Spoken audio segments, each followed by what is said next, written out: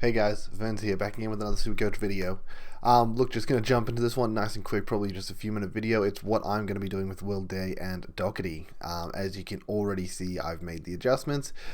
Doherty has moved on to Sinclair. I needed an extra 50k to make that upgrade, so Will Day, obviously a 2-week suspension.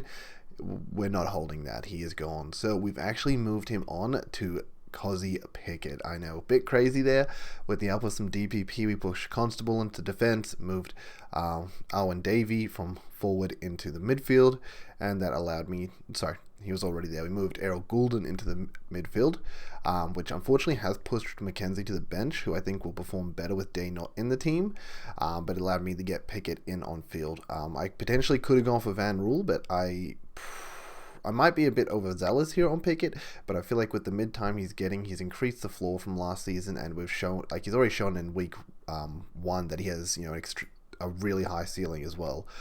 So week 1's game, he came out and pumped out a 144 and then a 90.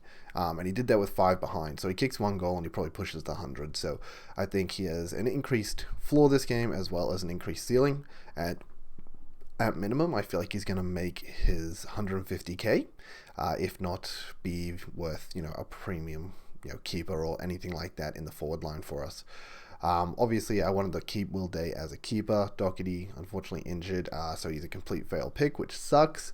I did mention that I was interested in Sinclair in my video on my round review, so I decided to bring him in.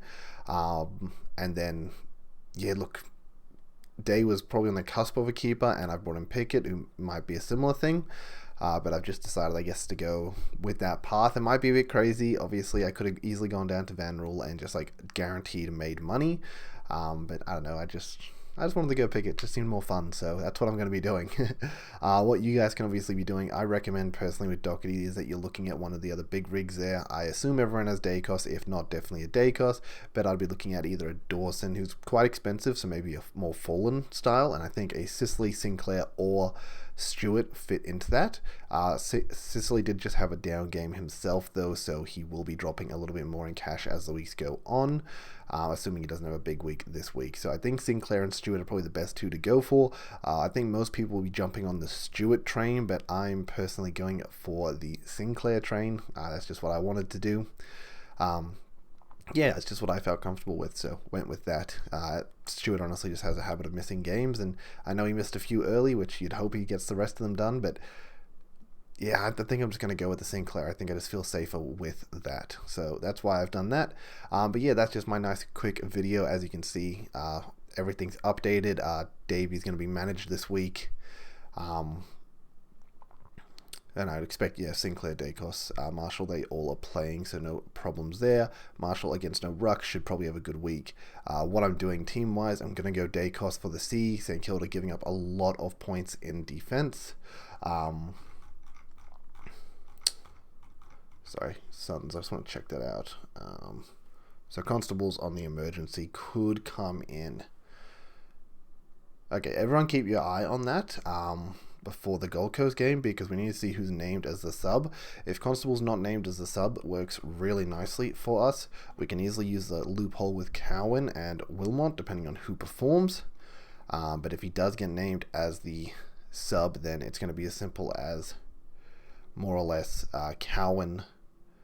We won't be able to take his score because we'll have to put Wilmot on field to take that instead. So I guess just keep your eye out for that. I guess that's the only thing really to mention there. But yeah, I've gone Dacos with the C, Dawson with the VC. I know that's maybe a bit crazy into Carlton, a team that's very good at minimizing the midpoints, but I don't know. I didn't really see anything else I liked here. As I mentioned, Marshall's also a cool one, but he's in the final game, so it's hard to put the VC on that. You have to have massive balls to do that. The good thing is Madden's in the second last game, so there's a lot of other good options. I mean, if you have Oliver, that's awesome. I don't actually think Sheasel or Zeeble are that bad of an option either, because Brisbane just sort of let Dacos do whatever he wanted last week, and they didn't really care. They still managed to win, letting him do what they wanted, so they'll probably go with a similar strategy this week, I think, meaning there's a good chance Zeeble and Sheasel just have good games, but they don't win.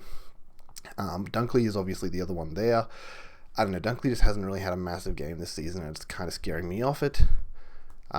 Maybe Bont if you want to go there. I think if you have English, I mentioned in my other video, but English is very easy just captain option here, if not a VC option into Dacos, I think. But yeah, looking at the games, can't unfortunately do a green VC. You have to put them on the straight C. Yeah, there's just nothing that really stands out to me that I'm just like, I want that. So I think, yeah, if you've got an Oliver, you've got English, great. Looking at those, feel free to take a risk in the Brisbane game if you want. But I think I'm just going to put it on Dawson for the big, I guess, like sort of Adelaide week, the gather round, to hopefully come out with a big game there.